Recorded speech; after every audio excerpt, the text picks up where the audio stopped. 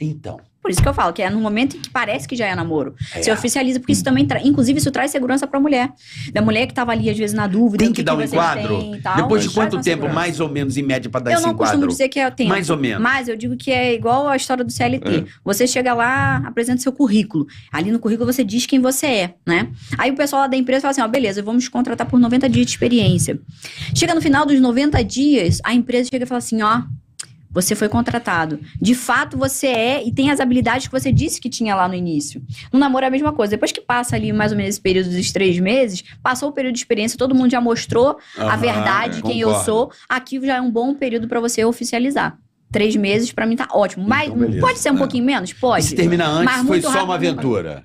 Foi só uma aventura. Foi um teste, né? Foi um teste. Namoro não é casamento. Tem né? dá pra E ficar não é namoro. E ficar não é namoro, exato. Mas eu não quero que perca, assim, não é que não quero, né? Não chega a precisar perder esses 3 meses pra depois saber, entendeu? É um parâmetro. No primeiro...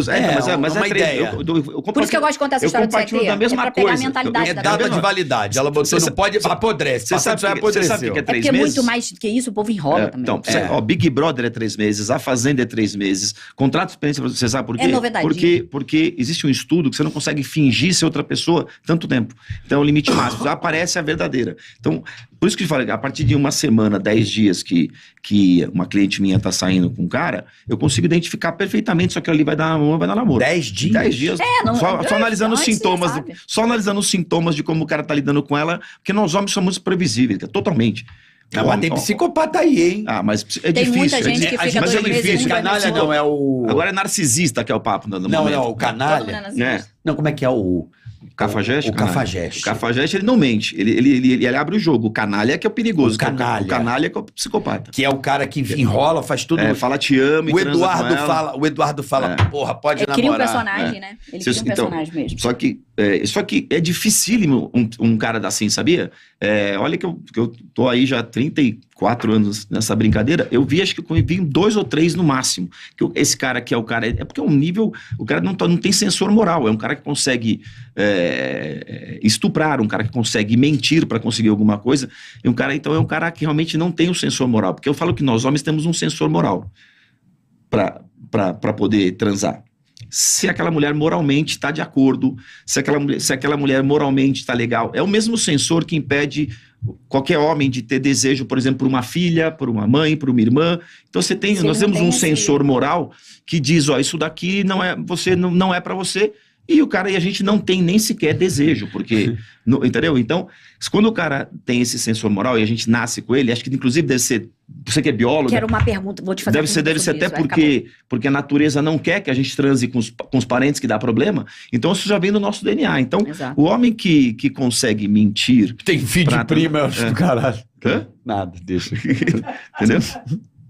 Tá cheio de filho de prima por aí. Filho de prima? Tem um monte. Porque prima é filho de prima. Né? Tem de filho de prima, meu. Então, mas é o seguinte, o cara... O problema é que o homem ele é responsável pelo que ele fala, não pelo que ela entende. Então, a maioria dos casos que elas chegam lá reclamando aquele cara era um canalha, e eu vou analisar, 99% dos casos, eu falo, não, ele não te prometeu nada, você que estava enxergando o que estava te prometendo. Ele não falou, eu sou teu homem, eu vou ficar com você. Você deduziu que ele ia ficar com você, mas ele não falou. Então, tem esse atenuante. Se a mulher não tiver um processo de seleção, uma técnica, um script, para poder avaliar o cara e ter esse feedback, ela acaba perdendo muito tempo o cara para saber. Porque a paixão cega. Cega, meu. Cega. Cega, caralho. Sim. Isso é que você tá falando, é foda, É. cega. O cara ou a mina apaixonado, um homem apaixonado é um homem vulnerável, porra. Cega, e eu vou te falar, o meu método se chama instinto primitivo. O que eu ensino? Que quando o homem ele sabe saciar os desejos ocultos das mulheres, ele ativa uma área primitiva no cérebro da mulher. Isso é biológico, fisiológico. Que é uma área do cérebro que se chama núcleo accumbens. Nesse pedacinho do cérebro são processados todas as nossas buscas por prazer e recompensa.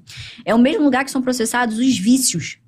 Então, drogas, bebidas, jogos de azar, tudo isso é processado ali também. A mulher é um vício. E a paixão, a obsessão pelo outro também.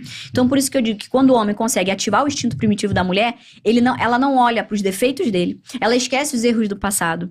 E ela não fica mais raciocinando para se sentir atraída por ele. Não tem mais essa escolha racional, porque o córtex pré-frontal, que é a parte que toma as decisões lógicas, ele fica inibido. Ela age por puro instinto. Por isso que é essa coisa que cega. Por isso que tem esse ditado popular, né? Que a paixão cega. É exatamente isso. Paixão é foda. Paixão deixa a pessoa como se fosse hipnotizada. Deixa eu te perguntar uma coisa, senão eu vou esquecer a pergunta. Você estava falando sobre isso desse crivo moral que o homem tem, né? E que você viu poucos homens que, de fato, eram esse canalha, né? Esse personagem que você falou. O personagem no sentido do nome que você deu, né? O canalha. Você, como homem, qual é o conselho que você daria para uma mulher para ela identificar esse cara que não tem esse crivo moral, que seja esse canalha? Tem alguma coisa que a mulher pode ver? Boa pergunta. Na prática, não tem. A única coisa que tem é que quando esse canalha, ele não pega mulheres... o canalha é igual o pilantra. Ele procura o trouxa, não procura o esperto. Quando ele percebe que ela tem um comportamento que ela não vai entrar na do cara...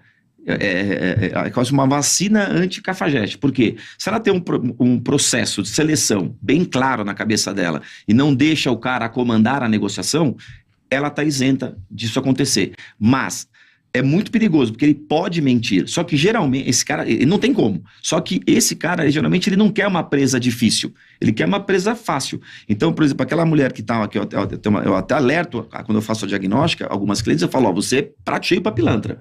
Porque ela é carente, tímida. Mas quem não é solteiro e carente, grana, gente? Depois de uma certa idade, a pessoa fica carente. Não, mas tem... Tá falando de você mesmo.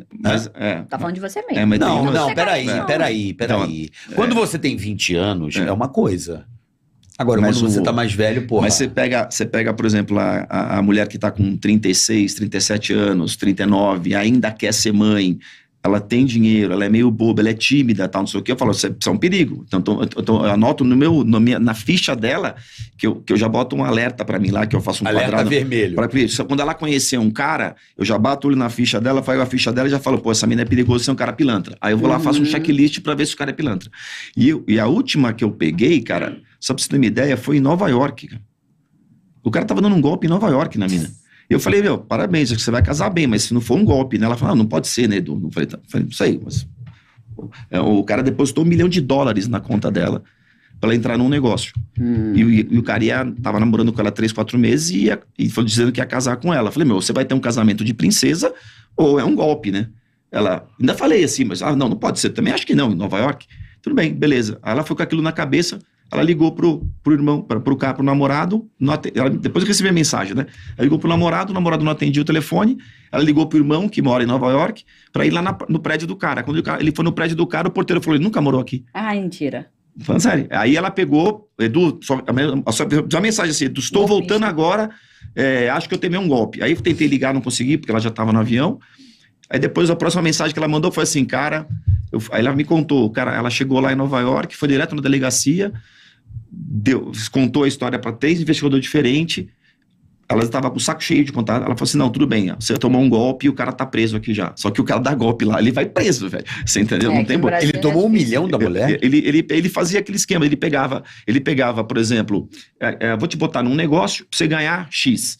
Aí você me dava $1 milhão. Mas eu não tenho, eu só tenho 200 mil. Filme, já viu filme? Mas então, o cara, né? ele falava, inclusive, mas era muito arquitetado, era uma empresa. Ela falou assim, Edu, eu cheguei aí jantar com os donos da empresa que ele falou que eu tava entrando. E tem os personagens então, o cara, caralho, sofisticado. Não, o cara nível hard mesmo. Porra, triple A. Eu não quero falar o nome aqui, porque da empresa, claro.